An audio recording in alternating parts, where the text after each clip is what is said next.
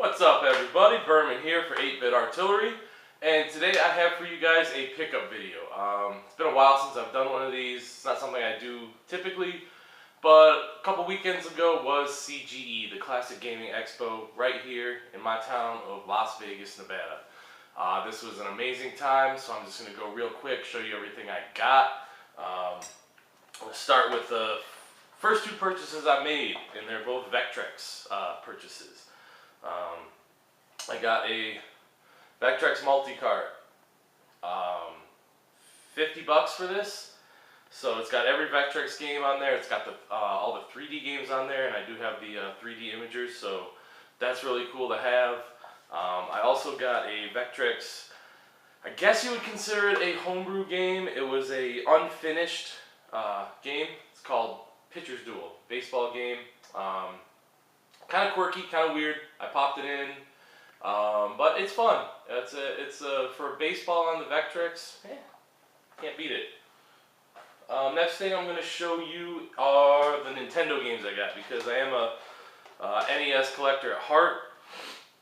I thought I'd be getting a ton of NES games at CGE, but it just wasn't meant to be. The prices just weren't right. I'm not going to overspend on games that I'm not really, actively seeking. But I did get one gem that I've been really wanting, and that is Little Ninja Brothers. Uncommon game. It's kind of like an action RPG, and it has two players too. So I'm looking forward to popping this in with a buddy and seeing what it's all about.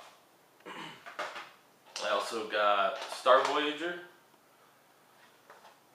Dragon Warrior, and kind of a beat up Dr. Jekyll and Mr. Hyde, but I got all three of these games for $10, so can't beat that price. Let's see what's next. How about some Sega Genesis games? Sega. First day, one of my friends, Sid the Kid, aka an old school NYC gamer, he came with a few games that he was trying to get rid of, and one of them that I was looking for was Thunder Force 3, so he hooked me up with that for $5, so thanks Sid, appreciate it. Then at another booth I picked up these two games, both complete in box. They're $40 for the pair. Philios, this is like a Greek mythology vertical shooter, manual, really good shape, so happy to add that to the collection. And I got a complete in box Green Dog.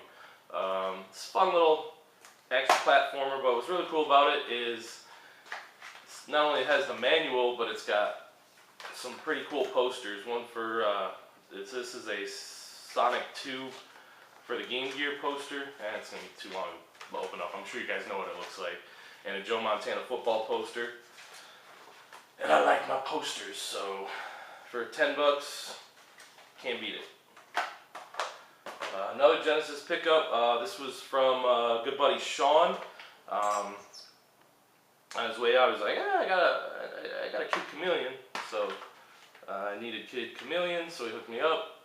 Box, manual, all that good stuff. Let's see, what else? Ooh, handhelds.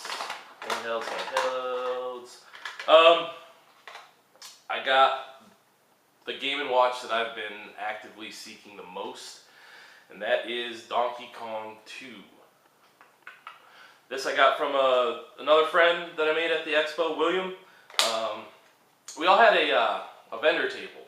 There were about 9 of us that were selling stuff at the table. So it was really cool. I got to meet a lot of awesome people. Got to see a lot of cool stuff and got some good prices on that stuff. Because when you meet people that have like interests, it's always fun to when someone's looking for something and you can give them a good deal on it. It's always a great feeling. So getting Donkey Kong 2, scratching that off my list, definitely awesome. William, you hooked me up with an amazing deal. I really appreciate it. Oh, he also threw in a kind of a knockoff Game & Watch called Jungle. Yeah. And another one I got was, this was at the Retro Video Game Magazine. They did a raffle on Saturday night. So, you know, you just bought some raffle tickets. They were $1 a piece or 6 for $5. And they just had a whole table full of stuff. And when they called your number, you just went up, you picked what you wanted. And I got a Mattel Electronics Basketball 2. This is really cool because not only do I love these old LCD, or this is an LED handheld. I just started coaching 8th grade basketball. So basketball is a big part of my life, and just to add this to collection, it's just a really cool piece, and I'm happy to have it. I guess we'll transition right into the Retro Video Game Magazine because, like I said, they had a booth there. I got to meet some of the guys, and they hooked me up with some back issues, some posters, and of course I, got my subscription to the magazine. So looking forward to getting those every 2 months, I think. Yeah. A couple other magazines I picked up. This was at the same booth, the same raffle. I got a Nintendo Power, Star Wars Episode 1 Racer. And in a different booth, I got probably the Nintendo Power that I've been wanting to add to my collection the most. And that's the DuckTales one. It says 15 bucks on it. I asked the guy, I was like, would you do 10? And he hooked me up. I don't really like spending more than 10 bucks on a Nintendo Power unless it's, issue number 1 or something. So, really cool to have. Another thing that I got that I'm super stoked about putting in my collection. Drop the basketball. It's still good. Come on, this was made in 1979. You think a little drop from a couch is going to break that? I don't think so. Alright, so there was another booth that was selling that whole stack of old arcade marquees, and one of my favorite arcade games of all time is Track and Field. And when I saw this, it had to be mine, and bam, there it is, Track and Field marquee. I'm going to pop it up in my game room. I'm going to put some LED lights behind it, make it pop. At the same time, I also picked up an NBA Jam marquee. But as I mentioned before, I got a good friend there, Sean. He saw it and he's like, oh man, his son is I think 12 or 13 years old, 13, 14. He's like, yeah, he's just really getting into NBA Jam, loves the game. And I was just like, take it. If there's a young person that's going to appreciate something as much as my old ass is, or even more, I just said, cool, take it, give it to your boy. I spoke to him since then. He said his son absolutely freaked out, loved it. It's already hanging in his room, so that's really awesome. I love when the next generation of retro gamers holds on to something. Let's see, next thing I'm going to show you is some art that I got from a good friend, Mel, the Office Gamer Girl. I'm sure a lot of you guys know who she is. She does just everything. I mean, you name it, she does it. She does pixel art, she does plushies, just all sorts of stuff. And we had a really fun time. We made some trades. I gave her some Famicom games, I had some old magazines and comic books, video game ones that I knew she could use for her art because she does a lot of collage stuff and other kind of work. You'll see when I show you the kind of stuff she does. So we made a lot of deals, had a good time, and one of the things she does is little bottle cap magnets, and I'll show you what I mean by that. So the first one I got was a Street Fighter 2. So she takes, little art magazine clippings, whatever, and she puts them in a bottle cap, puts magnets behind them. And this one is Ryu, whatever you want to call him, doing his jump kick on E Honda. And those of you who played me in Street Fighter, you probably have nightmares about me jump kicking you with Ryu and giving you the stars over your head. So I had to get that one. Another one that she had that I had to have was the Dr. Mario title screen. Also, one of my favorite games. Once again, if you've ever played me in it, you've gotten your ass kicked. And then all 4 of the Ninja Turtles. So we got Leo, we got Raph,